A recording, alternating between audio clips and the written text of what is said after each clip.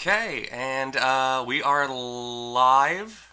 I mean, this won't be going up live, but we are alive right now as we record this first ever podcast style Paths Found. Which is good, because we both look like shit. Yeah, I haven't shaved in like a month. I have a depression beard like Bruce Wayne at the start of Dark Knight Rises. That's what you call it, a depression beard? I've often told people you could tell how rough my life is going by the condition of my beard, because when it's going well, it's well shaven, it's conditioned, it smells nice, and you don't look at me and think, wow, he might ask me for change or stab me or both.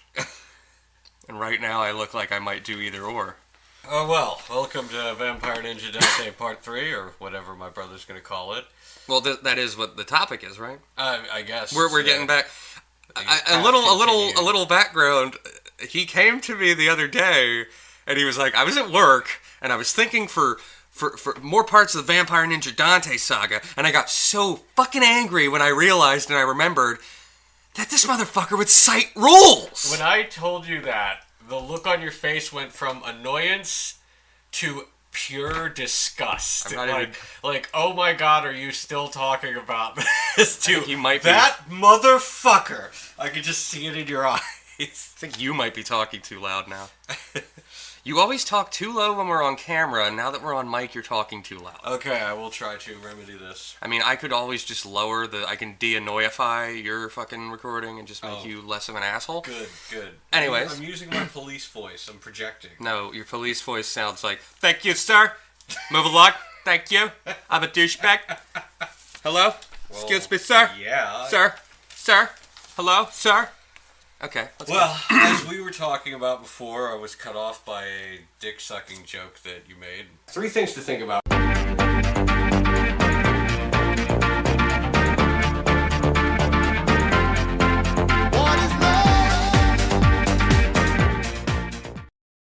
What is love? We were talking about GM-specific abilities. Okay, yeah. Wait, what? Made-up abilities that the GM has given a player. Oh, okay. Yeah, like... The player didn't pick this. The GM decided this is your ability. Which is, like... Okay, there's a right way to do that and a wrong way. Well, and I was going to preface this by saying this guy did everything the wrong way. Well, no, he did it the right way for 3 of the 4 people at the table. And then Rufus got the shaft. Like in our campaign. There is... several questions you need to ask yourself. How does it complement the character mechanically, narratively, and how will the player enjoy it? Yes. That's the most important one. It's like... That last one is the most important. I know you pretty well, and I know Rufus pretty well. Like, if I was going to give you, like, a completely made-up ability, I've already told... Like, I'd give you summon swords, like fucking Virgil from Devil May Cry. What did this guy give you? Oh, we're talking about the ice sword. The ice sword. So it's kind of a summon sword. I think that's what he was going for, because I think he thought, because I described my character as having white hair, that he thought I was going for Virgil, but it's fun fact, Dampiers in Pathfinder canonically have white hair. Yeah, when they get to their when hair they get still 40, their hair turns silver. Like and your hair still white. ages, but the rest of you doesn't for a very long time. Happened to Alucard too. In Symphony of the Night. You once described Rufus as being kind of cold at times, and he's like, "Oh, he's cold. I'll give him a fucking ice sword." It's like, no, he's just cold about certain things. He's normally very loud. He's basically he's Naruto. So, a terrible misunderstanding there. No, yes, if you're going to give a player an ability, you have to think, how does it mechanically benefit them? Mm-hmm. That's important. Oh, yes. How does it narratively, does it gel with what their character's theme is? Do you know what I mean? Yeah. Like, I wouldn't give your character Matthew, who is a monk, an aggressive monk who beats the shit out of things. Especially old people. I don't want to give him a pickpocket ability, because I don't see him. I see him more like punching someone in the face and then robbing them. You could give him the ability to, like, punch the pocket and, like, that knocks all their coins out. You know how hard a nigga gotta hit you for loose change to come out your jeans. And again, will the player enjoy it? Mm-hmm. That's the name of the game. Yeah. I mean, I learned a lot at this game. I learned a lot of to-dos and a lot of what not to do's. I just had this thought that, like, when you're the GM, you want to please nobody wants to be a boring GM running a boring game where your players hate you. So it's kind of like being a lover. You want to be a generous lover. You want to impress. You want to be good at oral, but it's like this GM was like a very enthusiastic lover, but not necessarily a experienced or good one. Yeah. Definitely. The kind of guy that the girl like taps him on the head. Okay, we're done here. We're done. Points for enthusiasm. I really appreciate that, but we're done here. Not even close. Another thing about, when you're giving out when you're giving a player an ability that they didn't choose, there's another level to think about. For example, we in another game had a fight where you guys fought a Medusa. Yeah. And 2 of you had blind fight. Mm-hmm. And that's amazingly useful in that campaign. I bet you 2 felt awesome because you both had that. Yeah. So you both put blindfolds on, like, let's kick this bitch's ass. It's just because Matthew's been, like, blindingly drunk so many times. Like, he's fought with double vision, so he's incredibly adept at fighting without trusting his eyes. Blind fight is a really useful ability. Yes. Here, now take this. Let me put you in the brain of a player for a second. This is a player who just found out an ability they chose that is not necessarily useful in every situation, just turned out to be really useful. Yes. Now, you feel good. You chose an ability, and you're like, fuck, I am so glad I picked that. You were validated. Sure. It's like when Spoonie counter-songed the Caterpillar. Yes, yeah, you're like, I am so glad I had that in my back pocket. Counter-song, motherfucker! Didn't know it was going to be useful, but Fear of the dog. Blind fight is one of those examples where it's very specifically useful in a certain situation. Mm-hmm. Now, turn that around. Say, what if I had just given you that feat at some point? Yeah. You wouldn't have felt particularly smart for having it. You're just like, oh, when the GM gives it to you, you're like, well, he knew this was coming, and he gave me an ability that he knew would be useful. Sometimes you do have to throw your players a bone. I mean, yeah, but normally not like that. Like, you don't give them the swim ability. You give them a life jacket or the opportunity to buy a life jacket. Well, no. Here's how you do just that. Just kind of nudge them a little. Here's how you do that. Here's another thing we learned from Bad Campaign: the Abaddon run from. Yes, my quarry. We all run constantly from a big thing we can't fight. Run away! Cut to that. James had there was a portion where we had to escape from him on horseback. Yeah. The way you would have done this correctly is there's a couple of ways to approach this. Mm-hmm. One, the GM just outright tells you, like, hey, you guys should put point. That's the cheating way. Yeah. That's the cop-out way. Where you're not supposed to do that. No. Not unless your players are retarded. The smart way to do that is have a lower stakes thing earlier on where horseback riding skill is useful. Yeah. And maybe have 1 or 2 of them where if you lose, it's not you instantly die. Or maybe you just lose some money, or there's a subplot, now they gotta save you from the guards or something. But it's not like, oh, you died because you didn't have ride skill and I had no way of giving it's like a pickpocket got away on horseback, and if you could have gotten on horseback, that would have been solved. Suddenly the person's thinking, maybe when I level up, I'll put a point into ride. Maybe I should put a point in ride. Yeah. Yeah. You know. Then you put them in a situation where they fucking need it, and you can't say you weren't prodding. Mm-hmm. You can't say. Suddenly, the ones that aren't prepared are like shit, and the ones that are just yes. That ride point's paying off now. Or you're in a situation like we were in where nobody put any points in ride, because why the fuck would we? Why would we do any of that? I put points into Firebolt. None of us were horseback riders. So. You can't really put points into Firebolt. I'm just getting at the fact that that's like all I did in that campaign was Firebolt. Brother, well, you were level 2 cleric. Brother Andrin, he heals Rufus's dick when he fucks an Alraun. And he shoots firebolts, and he's a pen pal with my other character. Was that canon? We agreed on that. That's how he met Rufus. Rufus banged an Alraun and survived. I imagine he must have pulled out when he realized, oh shit, this is not going my way. And then it's like, oh god, I gotta what do you do? What do? If you're one of my friends, you show your mom because she's a school nurse. I won't say who. I won't name names. But Rufus came to Brother Andrin, and he was like, "Oh God." No, you have to say this name and bleep it out just for my benefit. Oh, all right. That's at 10 minutes 11 seconds. Let me mark that down. I'm just gonna write it on the table. Because I don't care about this desk, it's gonna rot.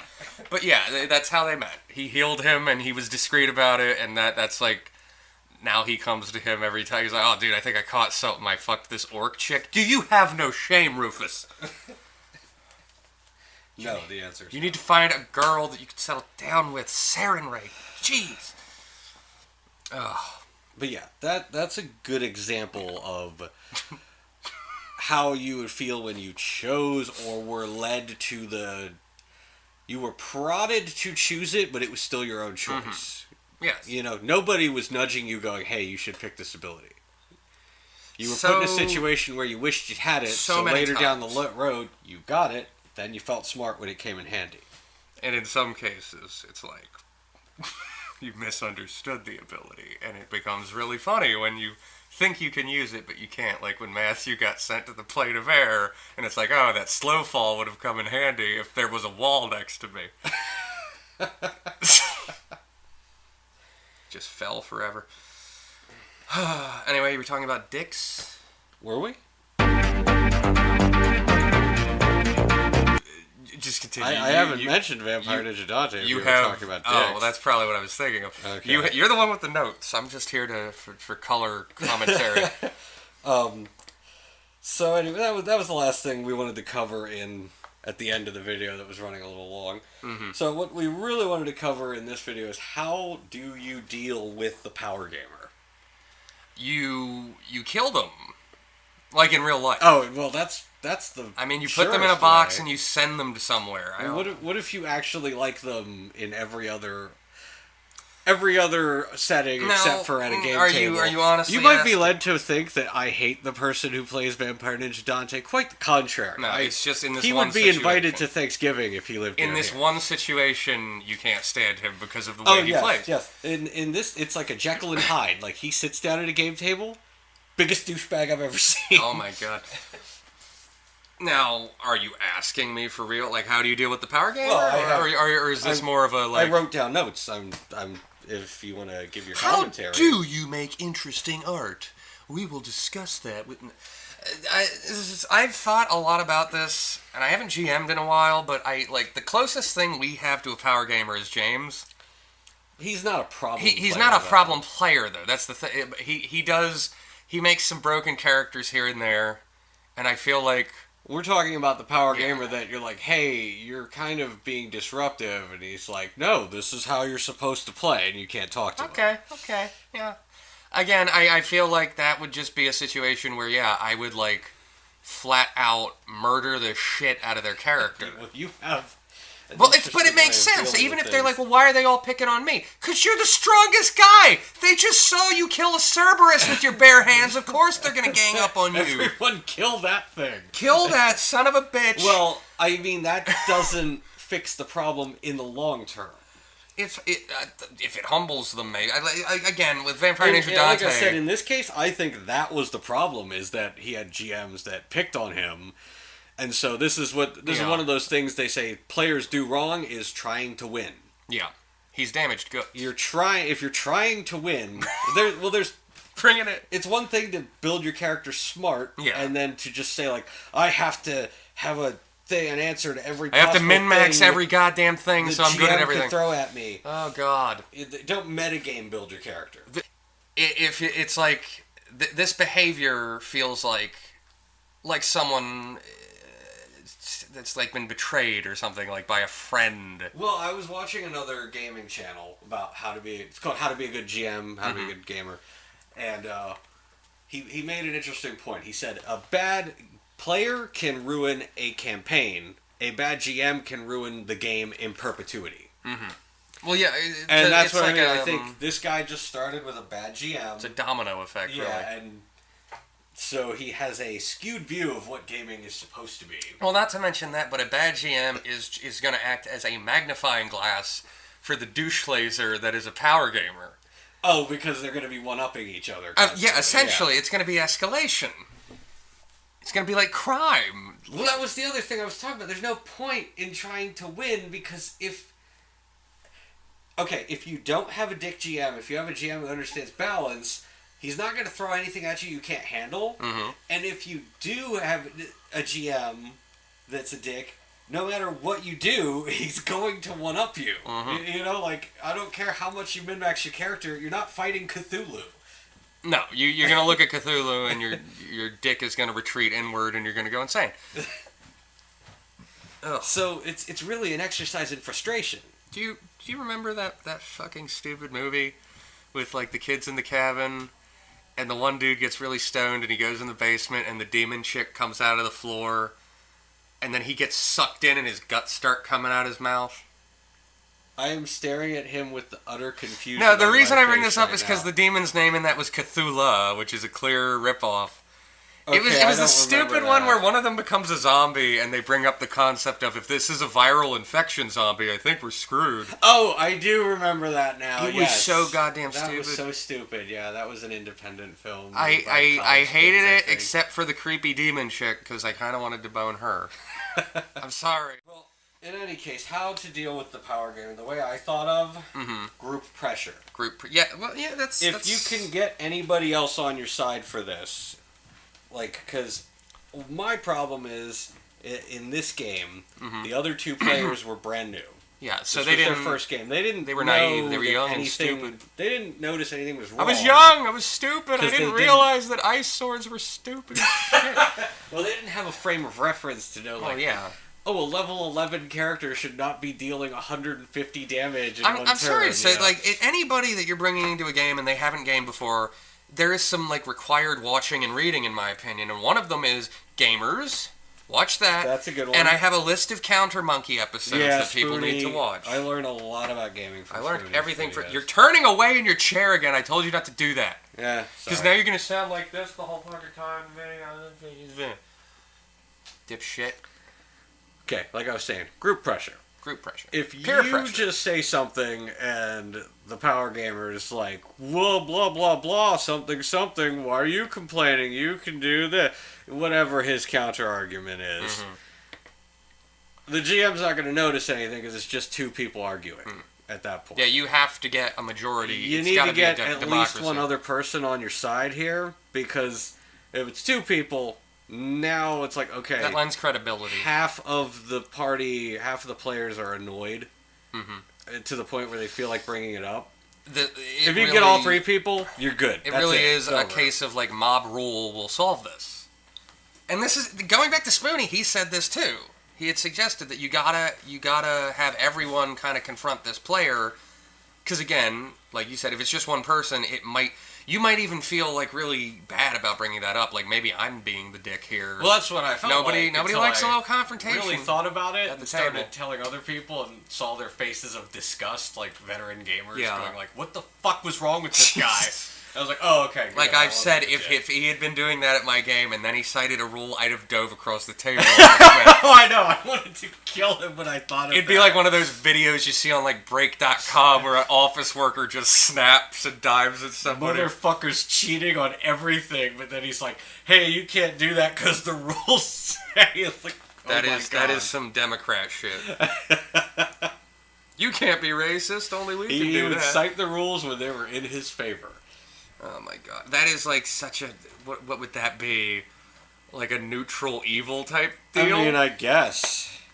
I hate arguing alignments, but that's so neutral evil.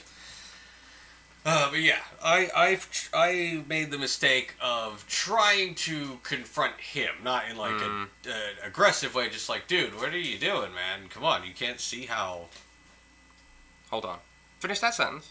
you raised a finger. Just give it a Like, few you minutes. can't see how you're upsetting the balance of the game. Yeah. You can't see how, and he would just have a counter argument. It would usually be something like, "Well, what do you care? You have a magic cape." Blah blah blah. By the way, just a side note: if In God. general, Oh, if your Jesus. only counter argument to an argument is, well, your argument is invalid because you do this, you're basically admitting that at the very least you are doing the thing you're being accused of. That's a good place to stop.